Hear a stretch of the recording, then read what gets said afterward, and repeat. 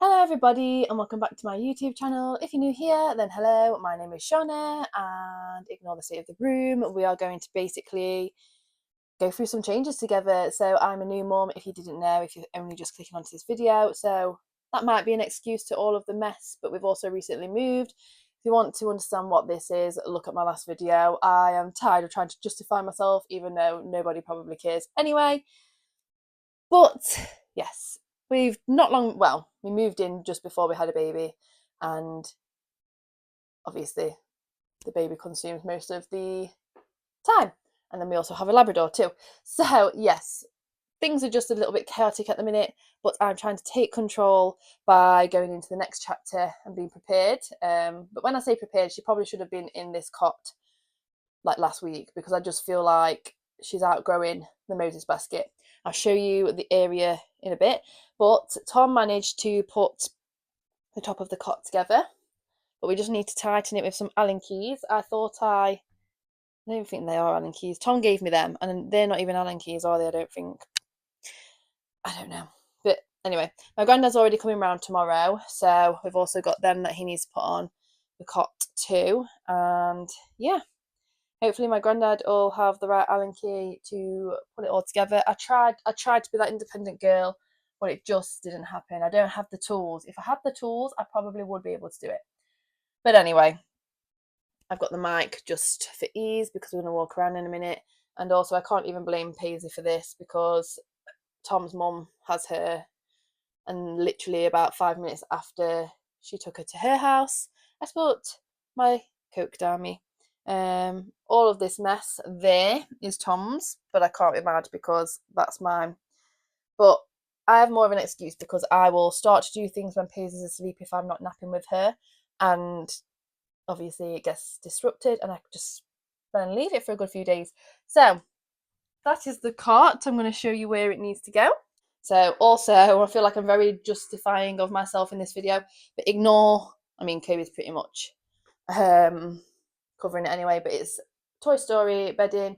Also has no fasteners on at the bottom because there was in fact buttons, and if you know me, you know I have a button phobia, and it was in fact Tom's bedding. So Tom wanted to keep it, so I said, well, you have to cut the buttons off, and he did.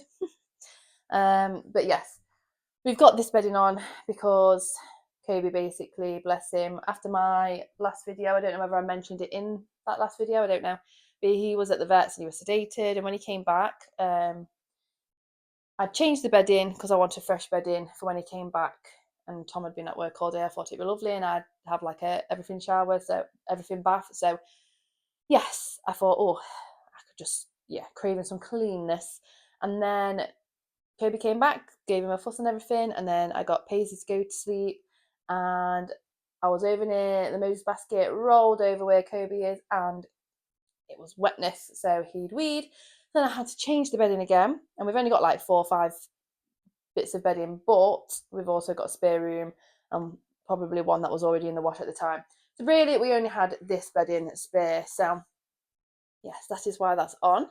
But nevertheless, here is the Moses basket that will soon be changing into the cot.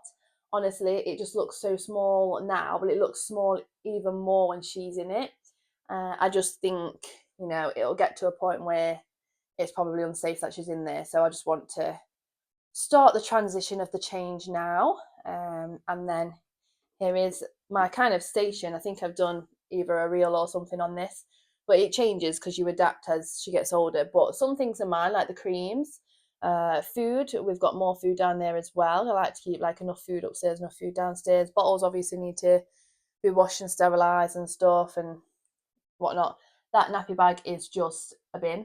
Got like spare clothes at the bottom, but there's also clothes in that drawer.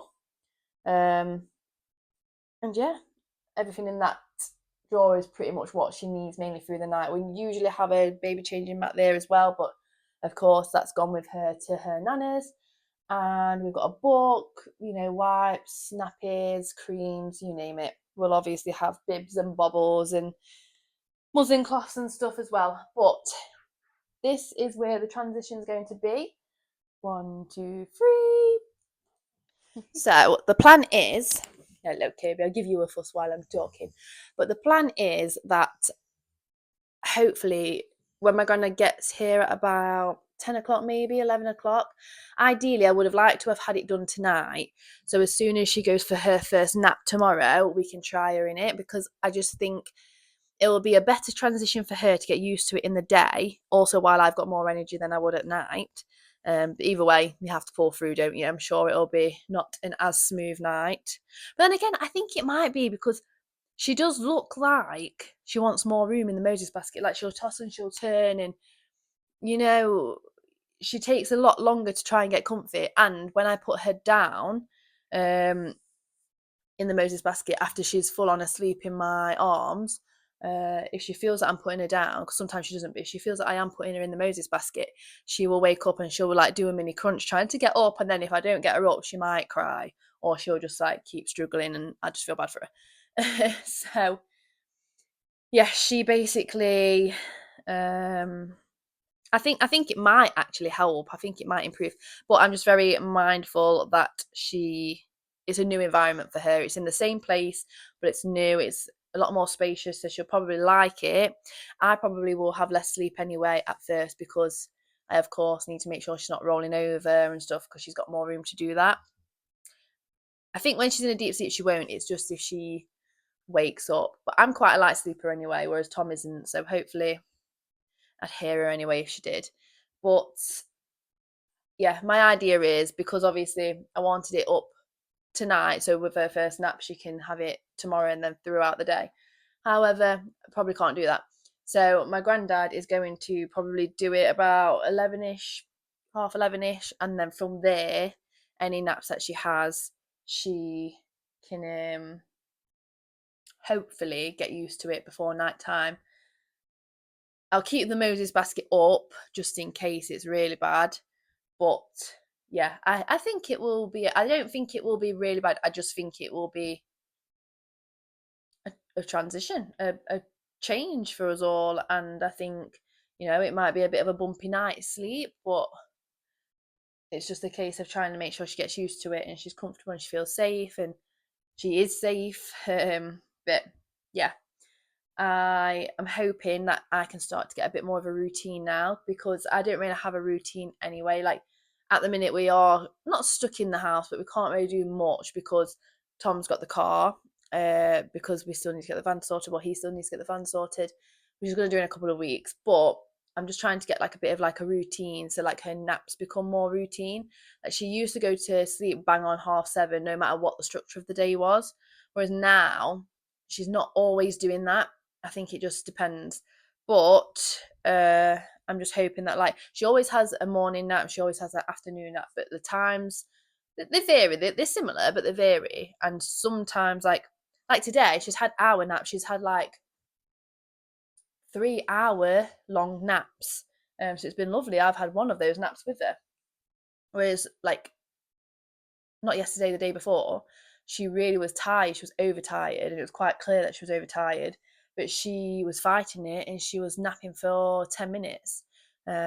So yeah, and I just hear other mums, and even like my mum and Tom's mum, just say like, "Oh yeah, like I knew bang on what time you would pretty much wake up anyway most of the time, and what time you go to sleep." And it will just help me, because then I can get work bits done, I can catch up with friends, I can do workouts. I mean, I do like to do workouts in front of her, but some workouts I just like to do on my own, as well. And yeah, I just think it would be very helpful for me. Like, I don't want to be a strict routine mum, but I mean, I want to be strict on bedtime, which now at the minute is between 6 and 8.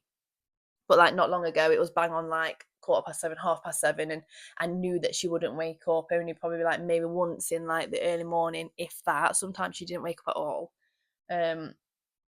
But yeah. So, any tips on, just in case we do struggle, changes from Moses basket to cart? Any tips with that? Also, any tips with setting a routine? Like, I don't want to be strict. Like, I want to have the odd day, or if we go on holiday, where it can go out the window. But for the most part, I would like to have a bit of a routine. Like, the morning routine's pretty much there. Like, she'll wake up at either 10 to 6 or 10 to 7. It just depends. But no matter what, like, within an hour to 2 hours, as long as we're doing like activities. And she'll of course have a breakfast, and now she's started to have banana porridge. What? But she will have a nap within an hour to 2 hours. But then after that, it depends, because like today it's been every 2 hours, every 2.5 hours. Whereas like 2 days ago, I don't think she napped at all. She might have had one nap in the morning, and then she didn't nap at all. And she didn't get overtired. She was fine, but she was ready for sleep at like, I think that was probably about 6:30.